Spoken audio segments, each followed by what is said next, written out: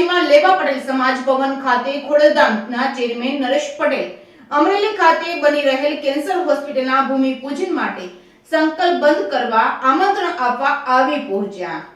ધોરાજીમાં લેવા પટેલ સમાજ ભવન ખાતે ખોડલધામના ચેરમેન નરેશ પટેલ અમરેલી ખાતે બની રહેલ કેન્સર હોસ્પિટલના ભૂમિપૂજન માટે સંકલ્પબદ્ધ કરવા આમંત્રણ આપવા આવી પહોંચ્યા છે। ધોરાજીમાં આજે કાગવડ ખોડલધામના ચેરમેન નરેશ પટેલ આગામી 21 જાન્યુઆરીના રોજ અમરેલી ખાતે વિશાળ કેન્સર હોસ્પિટલ બનવા જઈ રહી છે, જેમનું ભૂમિપૂજન માટે ભૂમિદાન સંકલ્પબદ્ધ કરાવવા અને લેવા પટેલ સમાજ તેમજ સર્વ સમાજને આગામી 21 તારીખના રોજ થનાર ભૂમિપૂજન માટે ધોરાજી તાલુકાને આમંત્રણ આપવા આવી પહોંચતા ધોરાજી ખોડલધામના કાર્યકરો દ્વારા નરેશ પટેલનું ભવ્ય સ્વાગત કરવામાં આવેલ છે। ત્યારબાદ ધોરાજીના સરદાર ચોકથી લેવા પટેલ સમાજ ભવન સુધી વિશાળ રેલી યોજાઈ ને આ તકે નરેશભાઈ જણાવેલ કે મેં ઘણી રેલીઓ જોઈ, પણ મહિલા વિશાળ રેલી આજે મેં પ્રથમવાર જોઈ છે।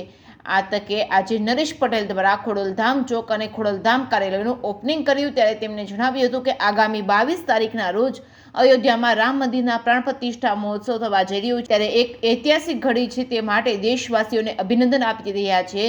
ધોરાજીમાં આમંત્રણ આપવા આવેલ નરેશ પટેલે આવી પહોંચ્યા હતા અને કાર્યક્રમમાં જેતપુરના ધારાસભ્ય જયેશ રાદડિયા, રાજકોટ જિલ્લાના કોંગ્રેસ પ્રમુખ લલિત વસોયા, લેવા પટેલ સમાજના આગેવાનો, કાર્યકર્તાઓ, મહાનુભાવો બોડી સંખ્યામાં ઉપસ્થિત રહ્યા હતા।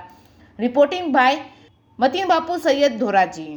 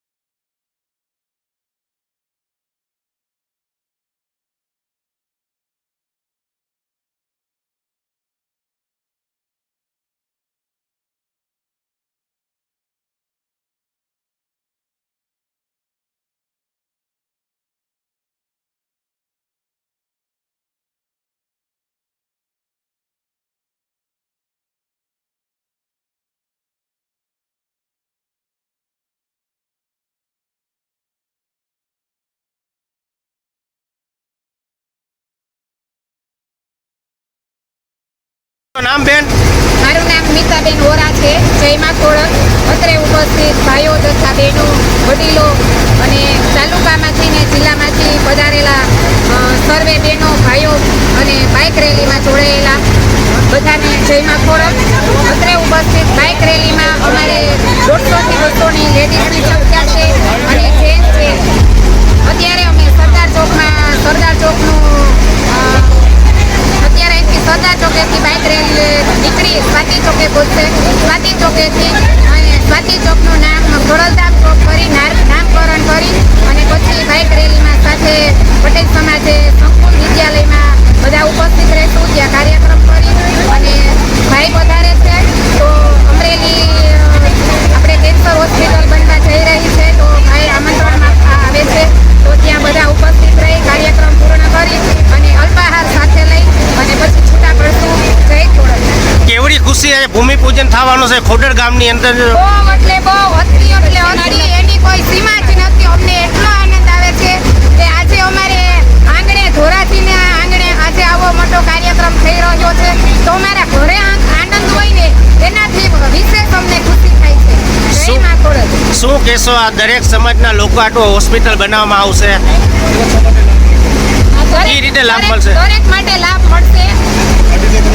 250 કરોડના ખર્ચે થઈ રહી છે, તો આપણા માટે ખુશીની વાત કહેવાય। તમને કેવડી ખુશી છે આજે? અતિશય ખુશી છે, એની કોઈ સીમા જ નથી એમ। અમારા સમાજ લેવા પટેલના સમાજ થકી બીજા સમાજને પણ લાભ મળશે એમ।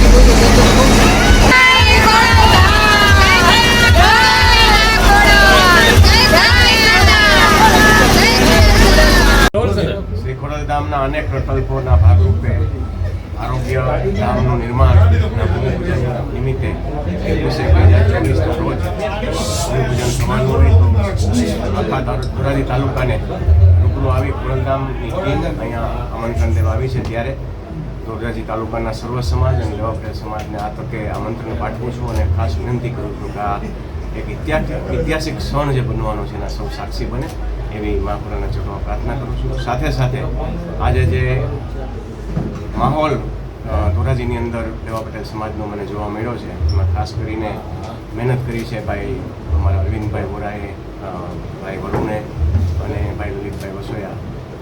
તો એ માહોલ આમ તો રેલી સ્વરૂપે ઘણી રેલીઓ મેં જોઈ છે, પણ પ્રથમ રેલી મહિલા રેલી મેં પ્રથમ જોઈ છે ને ત્યારે આખી ટીમને મારા લાખ લાખ અભિનંદન આપું છું. સાથે સાથે જયેશભાઈ પણ સાથે છે, ધારાસભ્ય શ્રી જેતપુર, એનો પણ આભાર માનું છું. અને ખાસ કરીને ખોડલધામ ચોક અને ખોડલધામ કાર્યાલયનું આજે ઓપનિંગ થયું છે એ પણ ખૂબ બિરદાવાલાયક છે. ત્યારે પણ આ બધાને ખૂબ ખૂબ વંદન સાથે અભિનંદન પાઠવું. જય મા. સાહેબ, હાલ જે રામ મંદિર બની રહ્યું છે એ બાબતમાં શું કહેશો તમે? રામ મંદિર બની રહ્યું છે એક ઐતિહાસિક ઘડી દેશ માટે થવા જઈ રહી છે, ત્યારે એના પણ રામ પ્રતિષ્ઠા નિમિત્તે સર્વ દેશવાસીઓને મારા અભિનંદન. હાલ જે ચૂંટણી આવશે એમાં શું કહેશો સાહેબ?